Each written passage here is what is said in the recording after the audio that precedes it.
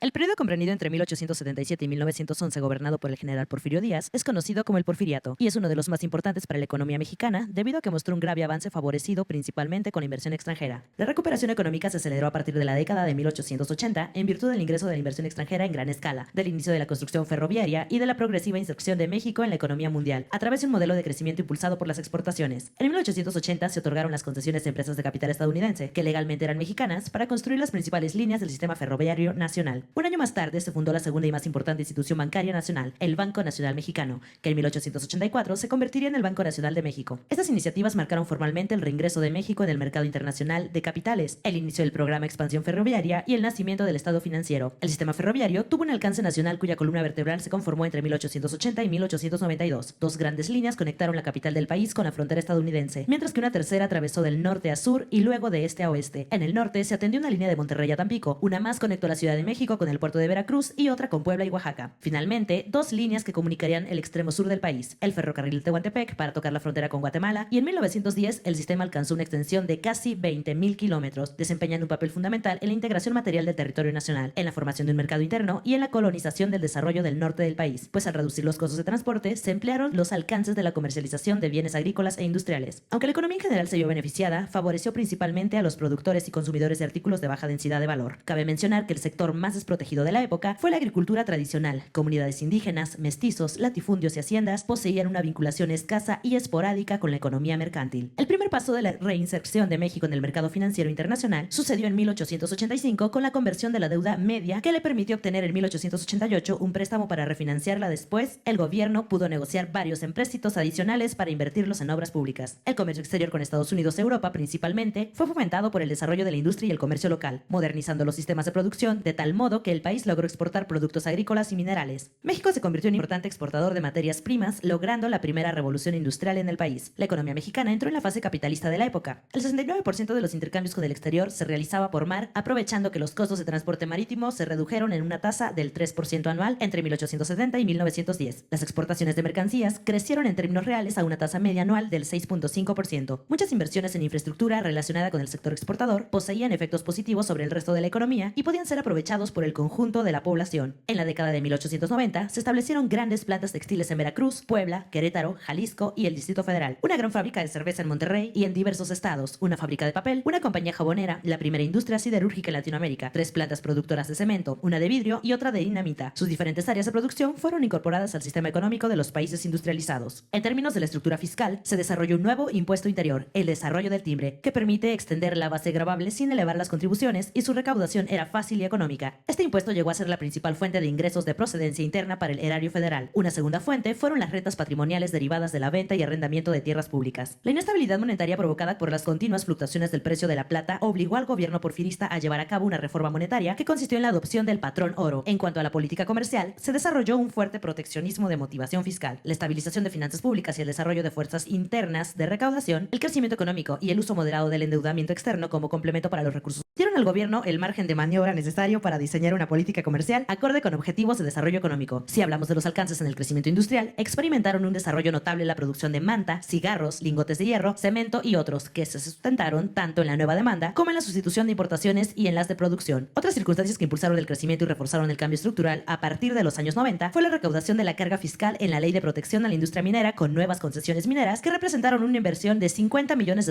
y otro avance fue la introducción de la energía eléctrica a la minería, que ayudó a rendir frutos más importantes. Durante esos años se consolidó un sector exportador diversificado, productos mineros, agropecuarios y artículos que formaban parte de la cesta tradicional de exportaciones. Al finalizar el porfiriato, la deuda externa pública representaba solamente 1.5 veces el valor de las exportaciones. Entre 1905 y 1908, nuestro país sufrió una crisis que alcanzó el sistema bancario y a las finanzas públicas, cuando cayó el precio del cobre, el plomo, la plata, henequén y café, los principales artículos de exportación. Pero el gobierno empleó sus reservas acumuladas para rescatar al sistema bancario e importó maíz para repartir entre las clases menesterosas e introdujo cambios sustantivos en las leyes minera y bancaria en un sentido restrictivo y más intervencionista. Al finalizar el régimen porfirista, México vio nacer una de las actividades que marcarían su historia en el siglo XX, la explotación del petróleo en 1911, cuando el presidente Díaz renunció al petróleo mexicano y alcanzó por primera vez en los mercados del exterior. Los logros en el porfiriato se deben al proyecto de desarrollo nacional en esa generación. Compartió, llevó a la práctica y se inspiraba en alguna vertiente del liberalismo, pues el modelo creciente exportador entre 1880 y 1929 fueron las primeras fases de la transición del crecimiento económico moderno.